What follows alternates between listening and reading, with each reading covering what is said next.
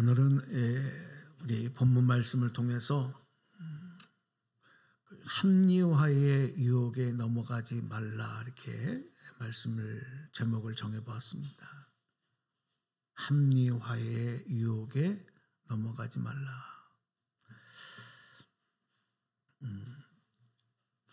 이스라엘의 초대 왕으로 세움받은 사울은 베냐민 지파 사람이었고 아주 부유하고 권세 있는 집안에서 태어났어요. 성경에 보면 그의 아버지 기스는 아주 유력한 사람이었다, 이렇게 기록을 합니다. 또 사울을 보면 사울에 대해서는 어떻게 소개를 하고 있냐면 외모가 아주 빼어난 사람이었다. 준수한 사람이었다. 요즘 말로 말하면 킹카입니다. 킹카. 키도 얼마나 큰지 다른 사람 어깨 위만큼 더 컸다. 아주 출중한 외모를 가진 사람이었습니다.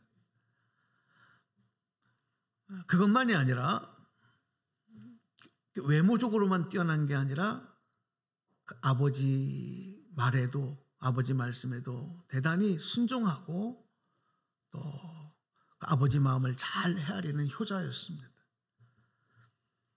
겸손한 태도를 가진 사람이었습니다.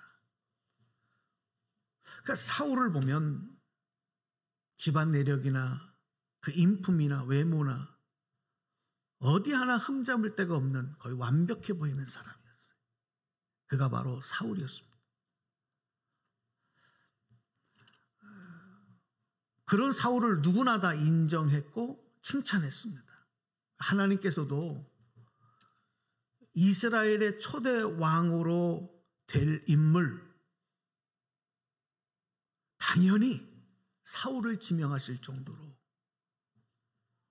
그는 모든 것을 다 갖춘 사람이었습니다. 그런데 우리가 잘 아는 것처럼 그가 왕이 되고 나서 하나님을 실망시키고 하나님을 후회하게 만드는 사람이 되었다. 이 안타까운 사실이죠.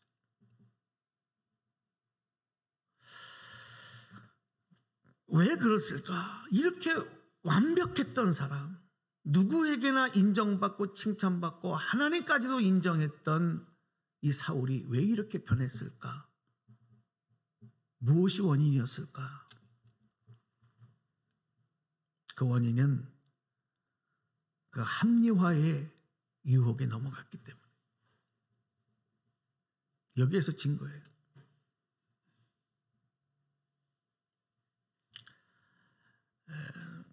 사울왕은 하나님 말씀에 불순종하면서도 그것을 자꾸 변명하고 그렇게 할 수밖에 없었던 내 생각이 옳았다, 이렇게 합리화를 시키려고 했어요. 불순종한 자기의 행동이 정당화되어진 것으로 이렇게 나타내려고 했어요. 그러다 보니까 내 생각대로 내 방식대로 하는 것을 죄라고 생각하지 않았어요.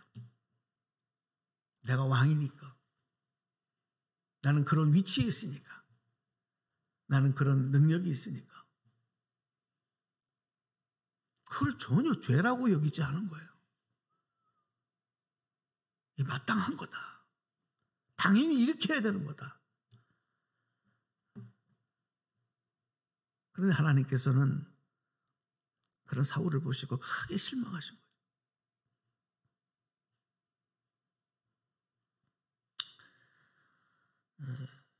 존 맥스웰이라고 하는 사람이 이런 책을 썼어요. 당신 안에 잠재되어 있는 리더십을 키우라, 이런 제목의 책을 쓰면서 그 안에 내용에 이런 내용이 나와요.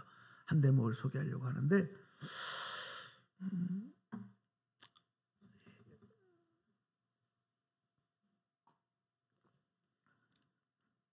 이 책에 보면 그 날카로운 암벽들이 있는 그 해안에 설치되어져 있는 한 등대에서 일하는 그 등대지기 이야기가 나옵니다.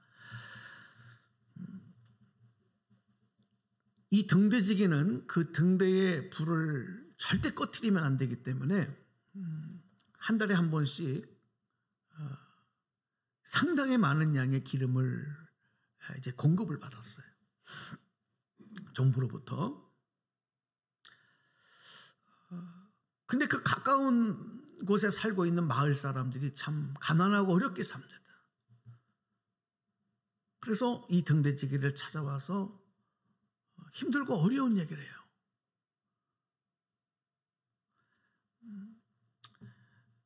기름이 없어서 매일 추운 밤을 보내고 있습니다. 다 얼어 죽게 생겼습니다. 등대지기가 너무 안타까워서 그 기름을 조금 나눠줘요. 또 다른 사람이 찾아와요. 기름이 없어서 밤에 불을 밝히지 못해서 암흑 속에 살고 있습니다.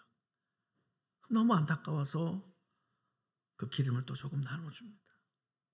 그러다 보니까 이 등대지기하고 마을 사람들은 너무 아주 화목하게 좋은 관계를 유지하며 살 수 있었어요.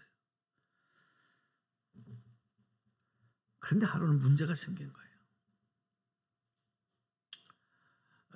이렇게 조금씩 마을 사람들에게 나눠진 기름 때문에 다시 기름을 공급받아야 되는 그 월말이 되어지면 가끔 불이 꺼지는 사태가 벌어진 거예요. 기름이 모자라서. 그런데도 그때 잘 넘어갔는데 하루는 문제가 터졌어요. 폭풍우가 몰아치고 비바람이 몰아치고 그런 암흑과 같은 밤에 기름이 없는 거예요. 등대의 불을 밝힐 수가 없었던 겁니다. 등대의 빛을 보지 못한 배들이 그날 저녁에 충돌해서 큰 사고가 일어났어요. 그 사고의 모든 책임은 다 등대지기에게 돌아갔어요.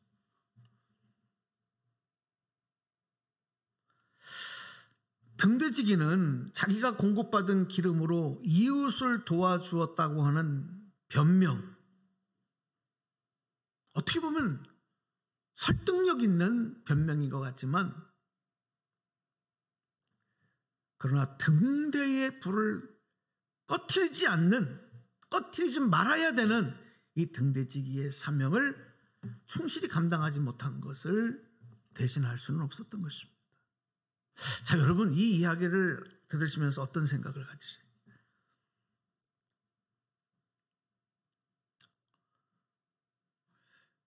우리가 정말 중요한 것과 중요하지 않은 것, 이거를 혼동했다가는 정말 큰 낭패를 보는 일이 많아요. 다 중요한데, 이것도 중요하고 저것도 중요한데 그 우선순위를 잊어버리면 낭패를 당합니다. 아마 여러분들도 많이 경험하신 적이 있을 거예요.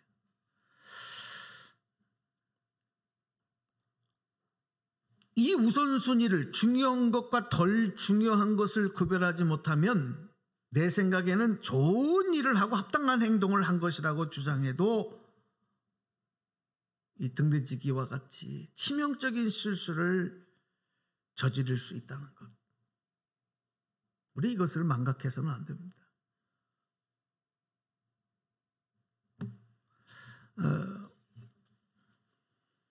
우리 그리스도인들은 누구냐? 어떤 사람들이냐? 어떤 존재냐? 무엇이 우리들의 삶에 제일 중요한 거냐? 절대 이 우선순위가 바뀌어서는 안 될 것이냐? 이걸 여러분 분명히 아셔야 되는 거예요. 다 이유가 있어요. 코로나 시대에 얼마나 많은 이유가 있고, 경제적인, 어떤 육신의 연약함, 등등 많은 이유들이 있죠.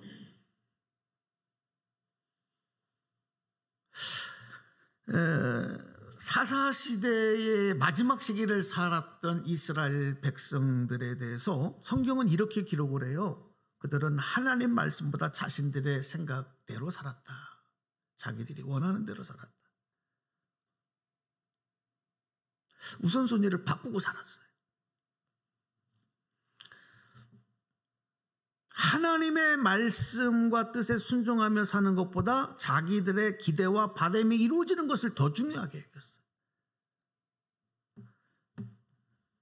그리고 하나님 말씀에 불순종하는 것에 대해서는 변명하고 자기들의 정당성을 주장하는 것, 이거 아무렇지 않게 생각했어요. 그러면서 그들이 또 다른 한편으로는 하나님께 우리에게도 다른 나라들처럼 왕을 주십시오, 왕을 달라고 계속 요청을 합니다. 그래서 하나님께서 사무엘 선지자를 불러요. 그리고 무엇을 말씀해 주시냐면, 왕에게, 세상의 왕에게 권력이 주어지면 백성들은 그 왕의 종이 되는 것이다. 이게 왕의 제도가 갖고 있는 문제다. 너는 이 사실을 백성들에게 알려줘라. 그 사무엘이 그 하나님 말씀을 듣고 왕의 제도가 갖고 있는 문제를 백성들에게 얘기를 하는데도 백성들이 그 듣기를 거절합니다. 그리고 계속 왕을 달라고 요청해요. 왕을 세워달라. 이스라엘 백성들은, 하나님께서 이스라엘 백성들이 애굽에서 고난당할 때 거기서 구원해 주시고, 또 대적의 손에서 건져 주시고, 모든 환난과 고통 가운데서 건져 주신, 그래서 영원한 택한 백성들의 왕이 되어 주신다고 하는 그 약속, 그것을 믿기보다는, 그 약속을 믿기보다는 다른 나라들처럼 눈에 보이는 권력과 힘을 행사하는 왕을 우리도 갖기를 원합니다. 그래서 하나님이 그들의 바람대로 왕을 세워줬을 때 세워준 왕이 첫 번째 왕 사울 왕이에요.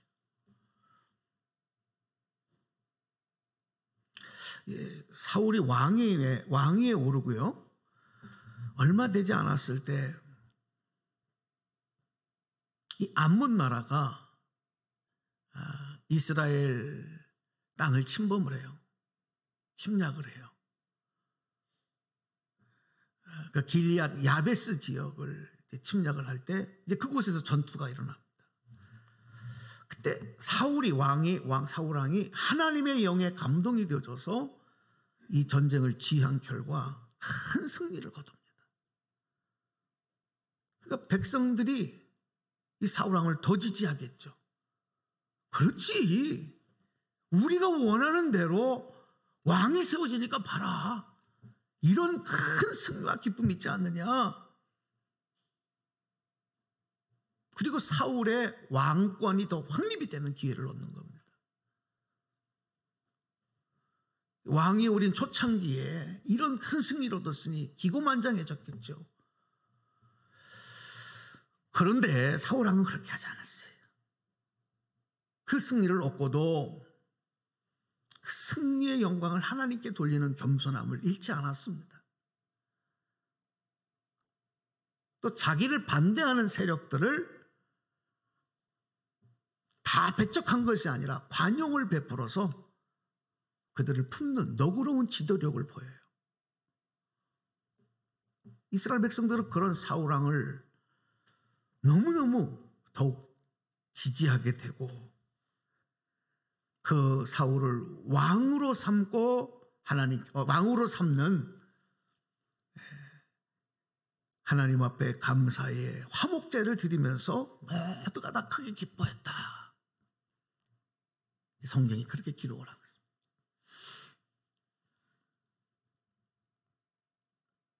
자, 이렇게만 계속 되면 참 좋을 일인데, 그 다음부터 이제 유혹이 오는 거죠. 자, 우리가 여러분 주목해야 됩니다. 지금 좋아도, 지금 믿음이 좋아도, 지금 영적 상태가 좋아도 그게 계속 좋은 게 아니에요. 유혹이 있어요. 유혹. 이거를 이겨내지 못하면 낭패를 보는 겁니다. 그래서 사도 바울이 우리 믿음의 여정을 전쟁하는 것, 싸움하는 것이다.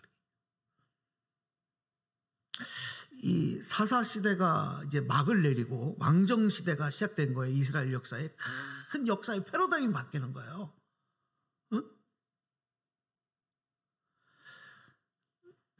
그때 이제 마지막 사사였던 사무엘이 이제 마지막 사사하면서 선지자인데 이제 이 사무엘이 시대가 바뀌니까 이스라엘 백성들에게 고별 설교를 해요.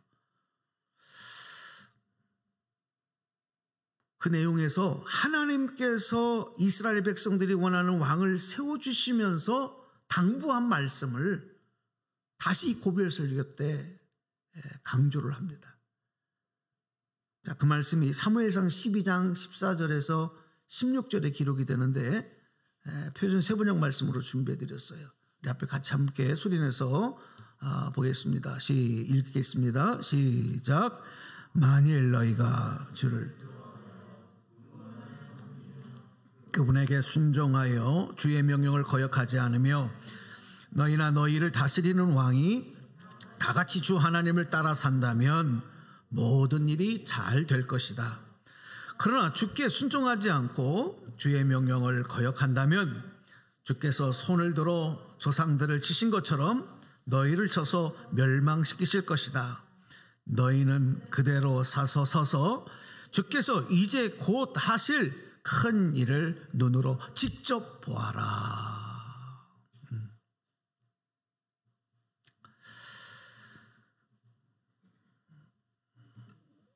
그런데 이스라엘 백성들은 이런 말씀을 들으면서도 하나님 말씀에 순종해서 복을 받는 나라가 아니라, 그런 삶이 아니라 이방 나라들처럼 이제 강력하게 세워진 왕을 통해서 강력한 나라가 되고 그리고 기쁨을 얻는 그런 삶을 더 원했습니다.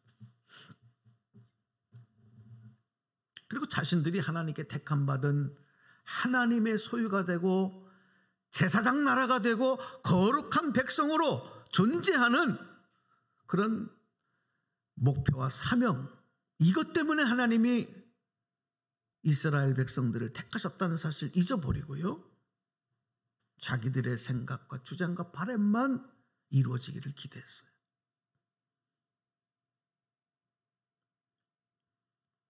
그러다 보니까 이 시간이 지날수록 이스라엘 백성들만이 아니라 사울 왕도 변하기 시작하는 거예요. 자, 이게 문제입니다. 사울 왕조차도 점점 그런 분위기에 휩싸여서 또 그런 백성들의 지지를 받으며 왕위를 이어가야 됐기 때문에 하나님 말씀과 약속보다 자기 신념과 생각과 판단을 더 중요하게 생각하게 되죠.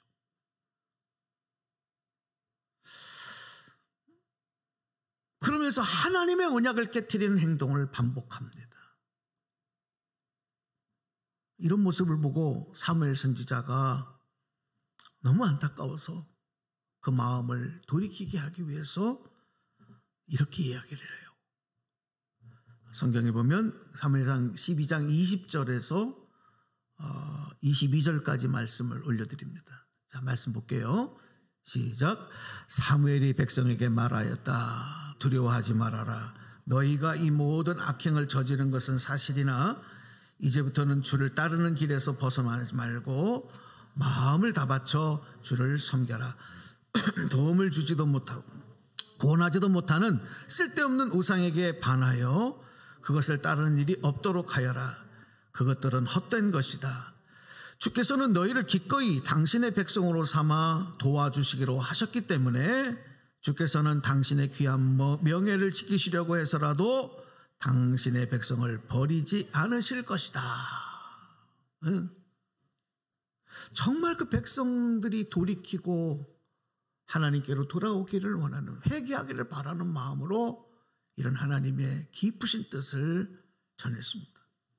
그리고 사무엘 선지자 자신도 나도 너희가 잘 되기를 기도하기를 쉬지 않을 것이다.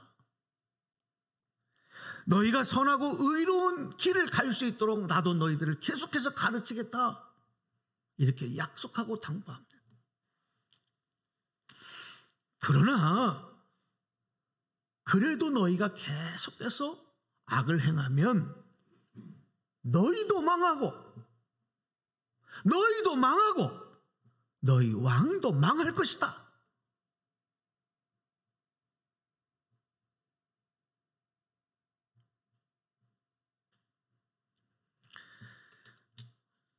사랑하는 여러분, 자기 죄를 합리화시키려고 자꾸 변명하고 그렇게 말하고 생각하는, 행동하는 이런 모습은요, 고차원적인 죄를 짓는 거예요.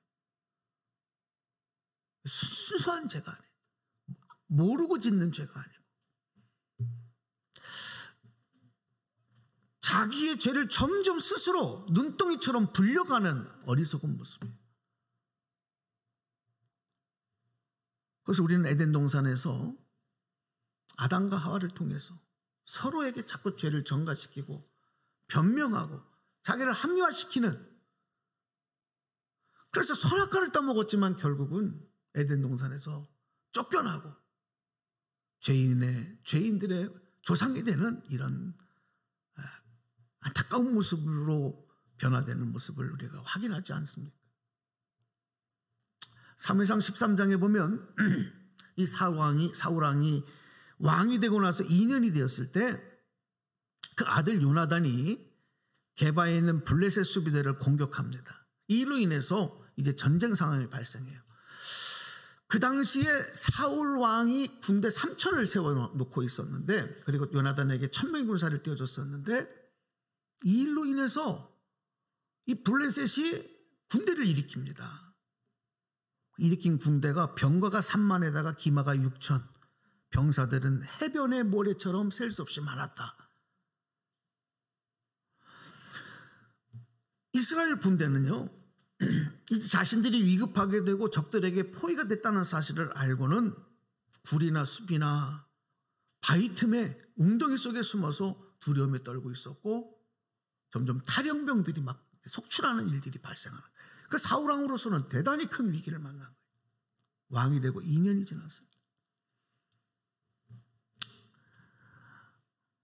이 전쟁을 치르기 위해서 하나님 앞에 제사를 드리고 나가기를 원했는데, 사무엘 선지자에게 기가를 보냈는데 약속한 7일을 기다렸는데 사무엘 선지자가 도착을 안 해요. 병사들은 점점 탈영하고 흩어지기 시작하고, 왕으로서는 이거 더 이상 기다릴 수가 없었어요. 그래서 번제물과 화목제물 해물을 가져오게 해서 자기가 스스로 이 번제를 직접 드립니다. 번제를 마치자마자 도착한 사무엘 선지자가 사울왕의 행동을 질책하죠. 하나님 당신에게 제사장도 아닌데 번제를 스스로 드리는 거, 이거 잘못한 거다. 근데 사울왕이 이렇게 할 수밖에 없었던 자신의 입장을 또 변명합니다. 자기 행동을 합리화하려고 합니다. 그때 사무엘 선지자가 사울왕에게 하나님 명령을 당신이 잘 지켰으면 왕과 왕의 자손이 영원히 나라를 다스리도록 하나님이 왕권을 세워주실 것인데, 이제는 당신의 왕조가 더 이상 계속되지 못할 것이다 라고 하는 이야기를 하는 겁니다.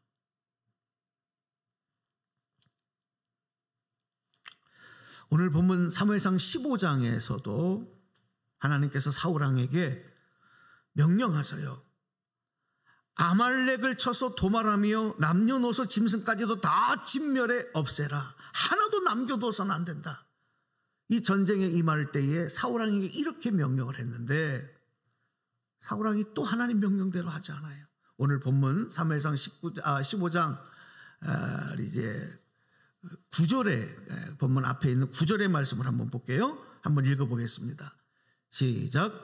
그러나 사울과 그의 군대가 아각뿐 아니라 양떼와 소떼 가운데서도 가장 좋은 것들과 가장 기름진 짐승들과 어린 양들과 좋은 것들은 무엇이든지 진멸하지 않고 다만 쓸모없고 값없는 것들만 골라서 진멸하였다.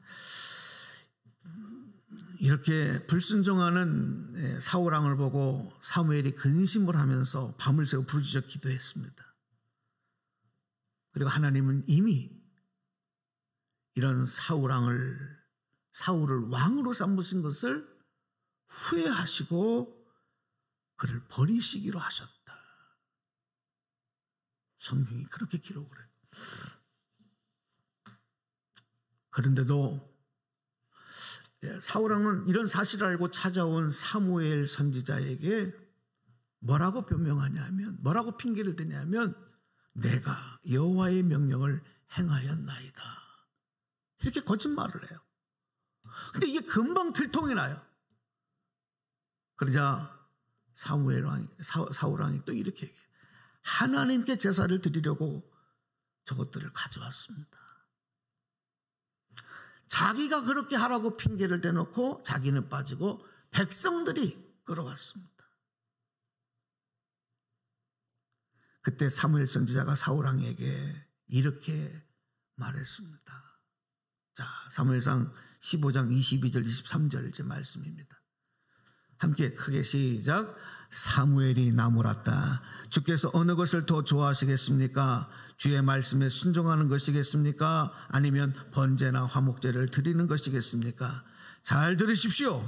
순종이 제사보다 낫고 말씀을 따르는 것이 수량의 기름보다 낫습니다. 거역하는 것은 점을 봐주는 죄와 같고 고집을 부리는 것은 우상을 섬기는 죄와 같습니다. 임금님이 주의 말씀을 버리셨기 때문에 주께서도 임금님을 버려 왕이 되지 못하게 하셨습니다. 네, 오늘 여러분 이 말씀을 기울여야 됩니다. 오늘 말씀 정리해 드릴게요. 사람은 그럴듯한 말에 속아 넘어갈 수 있어요. 또 남을 속일 수도 있어요. 그럴듯한 말로, 변명으로. 그러나 불꽃 같은 눈으로 중심을 보시는, 우리의 중심을 꿰뚫어 보시는 우리 하나님께는 이런 변명이 통하지 않습니다. 아무리 우리가 완벽하게 우리 자신을 합리화해도 하나님 앞에는 통하지 않습니다. 이걸 하셔야 합니다. 그러므로 중심을 보신 하나님 앞에서 우리가 항상 진실해야 돼요. 솔직해야 돼요.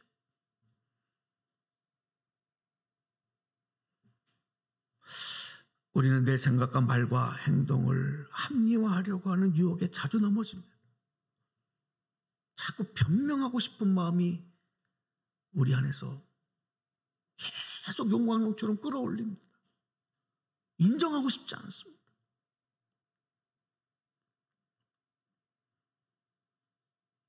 죄를 짓고 불순종하고도 그것을 정당화하려고 합니다. 감추려고 합니다. 덮으려고 합니다. 그리고 오랫동안 가지고 있었던 자신의 생각, 행동의 잘못을 알지만 바꾸려고 하지 않습니다. 이런 모습이 오늘 말씀을 통해서 본문에서 본 사울 왕과 이스라엘의 백성들의 모습이죠. 하나님 말씀에 불순종하는 범죄, 죄도 큰 잘못이지만 더 큰 잘못은, 더 나쁜 것은 그것이 옳고 당연한 것이라고 변명하고 합리화하고 정당화시키려고 하는 거예요. 오늘 이 말씀 여러분 마음에 새기십시다. 이 잘못된 유혹에, 이 늪에 빠지지 말고 빨리 여기서 벗어나야 됩니다. 이번 한 주간도 우리 그렇게 하나님 앞에 도움을 요청하고 성령님의 도우심을 받아서 회개할 것들을 빨리 회개하고 하나님 앞에 진실과 정직으로 온전히 설 수 있는, 그래서 하나님 약속하신 큰 축복의 삶을 누려가시는 저와 여러분 다 되시기를 주님의 이름으로 간절히 축복합니다. 축원합니다. 네, 기도합니다.